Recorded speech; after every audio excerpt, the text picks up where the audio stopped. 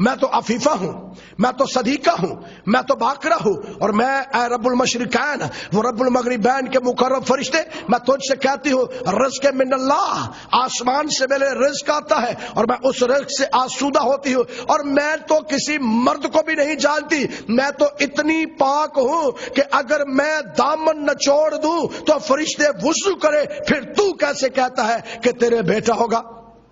جبرائیل فرشتہ کہتا ہے اے مریم مقدسہ، یہ پیغام میرا پیغام نہیں، یہ خوشخبری میری خوشخبری نہیں، یہ بشارت میری بشارت نہیں، بلکہ کالا ربوں کا، یہ تیرے رب کا پیغام ہے کہ جا کے آج میری بندی کو کہہ دے کہ تیرے بیٹا ہوگا اور تو اس کا نام یسوع رکھنا، تیرے بیٹا ہوگا، اور یہ بیٹا وجیہن فی دنیا والآخرت ہوگا، یہ اس دنیا کے لیے بھی باعث وجاہت ہوگا، آئندہ دنیا کے لیے بھی باعث وجاہت ہوگا، اور یہ بیٹا اندھوں کو آنکھیں دے گا، لنگڑوں کو چلنا دے گا، اور 4 دنوں کے مردے کو بھی یہ زندہ کر سکتا ہے، اور میں یہ کہتا ہوں کہ ہزاروں سال کے مردوں کو یہ زندہ کرنے کی قدرت رکھتا ہے، اور اللہ تبارک و تعالی اسے علوم سے نوازے گا، یہ بھنگوڑے میں کلام کرے گا، اس کو فضائل دیے جائیں گے، اسے معجزے دیے جائیں گے، یہ تمام تر قدرتوں پر قادر ہوگا، اس دنیا میں آئے گا، دیکھ تیرے بیٹا ہوگا۔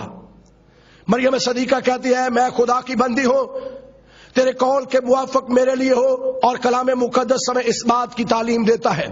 کلام مقدس ہمیں اس بات کی تعلیم دیتا ہے کہ جیسے جبرائیل فرشتہ آتا ہے تو جبرائیل فرشتہ کہتا ہے مریم جو تیرے بیٹا پیدا ہوگا یہ کسی سبب سے نہیں پیدا ہوگا، بلکہ اس کا سبب ہی فرق ہوگا، یہ خون سے نہیں ہوگا، یہ جنس سے نہیں ہوگا، یہ جسم کی خواہش سے نہیں ہوگا، یہ انسان کے ارادہ سے نہیں ہوگا، بلکہ یہ خدا سے پیدا ہوگا، اور خدا تعالی کی قدرت تجھ پر سایہ کرے گی، اور اس سبب سے یہ مولود مقدس خدا تعالی کا بیٹا کہلائے گا۔ عزیز ناظرین،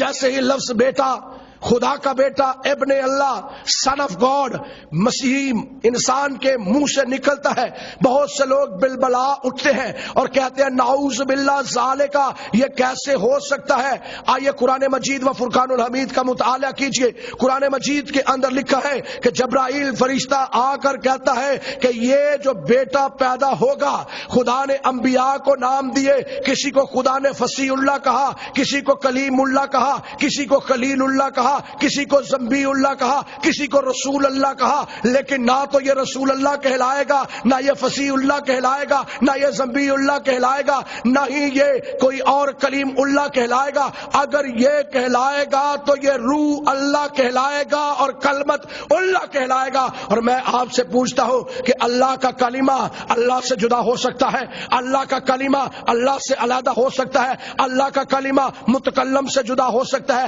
متکلم کے بغیر کلمہ بے وجود ہے، کلمے کے بغیر متکلم بے وجود ہے۔ اس کا مطلب ہے یہ لازم الملزوم ہے، دونوں کا اکٹھا ہونا لازمی ہے۔ اور جناب مسیح کی بابت جبرائیل فرشتے نے کہا کہ تیرے جو بیٹا پیدا ہوگا وہ روح اللہ اور کلمت اللہ ہوگا، وہ اللہ کا کلمہ ہوگا، وہ کلمہ ہوگا جو جلتی جھاڑی میں تھا، وہ کلمہ ہوگا جو بادل کے اندر تھا، وہ کلمہ ہوگا جو آگ کے اندر تھا، وہ کلمہ ہوگا جو صدرک اور میثق کے ساتھ تھا، وہ کلمہ ہوگا جو ابراہیم کے ساتھ تھا، وہ کلمہ ہوگا جو یعقوب کے ساتھ کشتی لڑتا رہا، وہ کلمہ تیرے اندر آئے گا، اور اس سبب سے وہ خدا تعالی کا بیٹا کہلائے گا، خدا کا کلمہ کہلائے گا۔ اور جناب مسیح جب اس دنیا میں آئے تو جناب مسیح نے آ کر اعلان کیا میں باپ میں سے نکلا اور دنیا میں آیا ہوں، میں کسی اور سبب سے نہیں آیا، میں باپ میں سے نکل کر دنیا میں آیا ہوں، باپ میرے اندر ہے اور میں باپ کے اندر ہوں، باپ مجھ میں ہے اور میں باپ میں ہوں، کیونکہ جو کام باپ کرتا ہے وہ کام میں کرتا ہوں۔ باپ اندھوں کو آنکھیں دیتا ہے، میں اندھوں کو آنکھیں دیتا ہوں، باپ کوڑیوں کو پاک اور صاف کرتا ہے، میں کوڑیوں کو پاک اور صاف کرتا ہوں، باپ مردوں کو زندہ کرتا ہے، اور میں لازر سے کہتا ہوں قبر میں سے نکلا، مردہ کفن سمیت اس کے قدموں میں آ جاتا ہے۔ اس لیے جو کام باپ کرتا ہے وہ کام میں کرتا ہوں۔ باپ کا کام ہے گنہگاروں کے گناہ معاف کرنا، کیونکہ نبی پیغمبر گنہگاروں کے گناہ معاف نہیں کر سکتے ماں سوائے اللہ کی ذات کے، اور یسوع مسیح کا کام ہے یہ کہنا جا تیرے گناہ معاف ہوئے، پھر گناہ نہ کرنا. جا تیرے گناہ معاف ہوئے. علم الغائب کسنا دانم بعدس پروردگار کے علاوہ تو علم الغائب بھی کسی کو نہیں آتا. لیکن یہ جو بچہ کلمت اللہ روح اللہ خدا کا بیٹا جو پیدا ہوگا یہ دل کی بھید اور دلوں کے راز بھی جانتا ہے. اس لیے یسوع مسیح نے کہا باپ مجھ میں ہے اور میں باپ میں ہوں. جو کام باپ کرتا ہے وہ کام میں کرتا ہوں. اور انجیل منورہ کے اندر لکھا ہے الوہیت کی ساری معموری اسی میں مجسم ہو کر سکونت کرتی ہے. تخت ہو یا ریاستیں ہو یا حکومتیں ہو یا کوئی اور چیز ہو بنائے ہی یسوع مسیح کے لیے گئے ہیں. اس لیے کلام مقدس میں لکھا ہے اور کلام مجسم ہوا اور فضل اور سچائی سے معمور ہو کر ہمارے درمیان رہا اور ہم نے اس کا ایسا جلال دیکھا جیسے باپ کے اکلوتے کا جلال. جناب سنیے اس بات کو غور سے. دین مسیحیت کے لوگ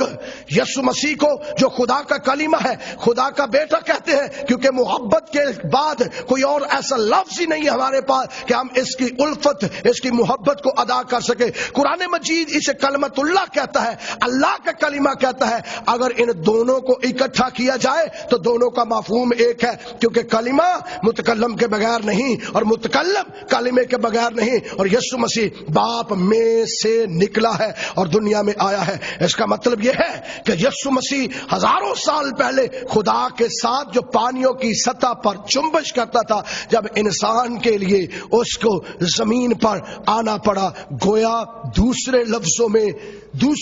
میں خدا کو دنیا کے اندر جسم لے کر آنا پڑا تاکہ بنی نوع انسان جو گناہ کے اندر ہیں جو تقصیریں کر چکے ہیں جو ان کی سے غلطیاں ہو چکی ہیں ان کو معاف کر سکے ان کا کفارہ ادا کر سکے. اور جناب اس بات کو بھی آپ غور سے سن لیجئے بہنوں بھائیوں, اس بات کو غور سے سن لیجئے. کوئی اور نہیں ہے کیونکہ کلام مقدس کے اندر لکھا ہے آسمان اور زمین کا کل اختیار مجھے دیا گیا ہے. آسمان کا بھی کل اختیار میرے پاس ہے, زمین کا بھی کل اختیار میرے پاس ہے اور نچلی مخلوقات کا بھی کل اختیار میرے پاس ہے. اگر آپ توریت شریف کا مطالعہ کریں تو توریت کے اندر لکھا ہے خدا نے فرمایا تو کسی کے آگے سجدہ نہ کرنا, تو اس کی عبادت نہ کرنا, اور پھر فرمایا تو کسی چیز کی صورت نہ بنانا جو اوپر آسمان پر یا نیچے زمین پر یا زمین کے نیچے پانی کے اندر ہے, اور تو اس کے آگے سجدہ نہ کرنا کیونکہ میں تیرا خدا غیور خدا ہوں. لیکن نئے عہد نامہ میں فلپیوں خط کے اندر خدا فرماتا ہے ہر ایک گھٹنا اس کے آگے جھکے, خواہ وہ آسمانیوں کا ہو خواہ زمینیوں کا ہو خواہ ان کا جو زمین کے تلے پانی کے اندر ہے, اور ہر ایک زبان یہ اقرار کرے کہ یسوع ہی خدا ہے. پہلے یہی خدا کہتا ہے کسی کے آگے گھٹنا نہ جھکے, اب یہی خدا کہتا ہے سارے گھٹنے یسوع کے آگے جھکے. اس لیے وہ یہ کہتا ہے کہ یہ میرے منہ سے نکلا ہوا کلمہ میرا لخت جگر میرا بیٹا ہے, اس کے آگے ساری دنیا جھک جائے اور جو کوئی اس کے آگے جھک جائے گا ابدی زندگی پالے گا. میں آپ سے آج اپیل کرتا ہوں اگر آج تک آپ کسی غلط فہمی میں ہیں تو اس غلط فہمی کو نکال دیجئے. یسوع مسیح خدا کا تخمی بیٹا نہیں ہے, جنسی بیٹا نہیں ہے, کسی طرح اور بیٹا نہیں ہے, بلکہ وہ خدا کا مجسم کلمہ ہے. اور کلمہ مجسم ہو کر دنیا کے اندر آ کر اس نے ثابت کر دیا کہ میں خدا میں سے نکلا اور دنیا میں آیا ہوں, اور جس نے مجھے دیکھا اس نے خدا کو دیکھا. اگر آپ خدا کو دیکھنا چاہتے ہیں تو یسوع مسیح کو دیکھ لیجئے. مقدس موسیٰ کہتا تھا اے خدا مجھے اپنا چہرہ دکھا, تو میں آج مقدس موسیٰ سے کہتا ہوں اور آپ سے بھی کہتا ہوں کہ جناب اگر آپ یسوع کو دیکھ لیں گے تو آپ خدا کو دیکھ لیں گے. اگر آپ یسوع سے مل لیں گے خدا سے مل لیں گے. اگر آپ اس کے کلمے کو قبول کر لیں گے تو خدا کو قبول کر لیں گے. اگر آپ اس کے کلمے کو اپنی زندگی میں لے لیں گے تو خدا کو اپنی زندگی میں لے لیں گے. اس کا کلمہ اس کا کلام آج آپ کے ساتھ کلام کرتا ہے کہ اگر کوئی مجھے اپنے دل کے اندر آنے کی دعوت دے تو میں اس کی زندگی کو مکمل طور پر بحال کر دوں گا. اور آپ میں سے کوئی ایسا شخص ہے جو اس کے کلمے کو خدا کے کلام کو اپنی زندگی کے اندر قبول کرتا ہے, اسے سمجھتا ہے کہ یہ خدا کا کلمہ ہے, یہ خدا کا کلام ہے جو مجسم ہو کر دنیا میں آیا، اگر کوئی اس پر ایمان لے آئے گا ہمیشہ کی زندگی وہ پائے گا، کیونکہ کلام مقدس میں لکھا ہے ہمیشہ کی زندگی خدا کے بیٹے میں ہے۔ جس کے پاس بیٹا ہے اس کے پاس زندگی ہے، اور جس کے پاس خدا کا بیٹا نہیں اس کے پاس زندگی بھی نہیں۔ اور شکر ہے خدا کا اور اس کی اس بخشش کا جو بیان سے باہر ہے کہ خدا کا بیٹا ہمارے درمیان رہا، ہم نے اس کا جلال دیکھا، اور آج اگر کوئی اسے قبول کر کے اپنی زندگی میں لے لیتا ہے ابدی زندگی کا وارث بن جاتا ہے۔ اور میں چاہوں گا کہ اگر آپ اس کو قبول کریں تو ابدی زندگی آپ کی ہے۔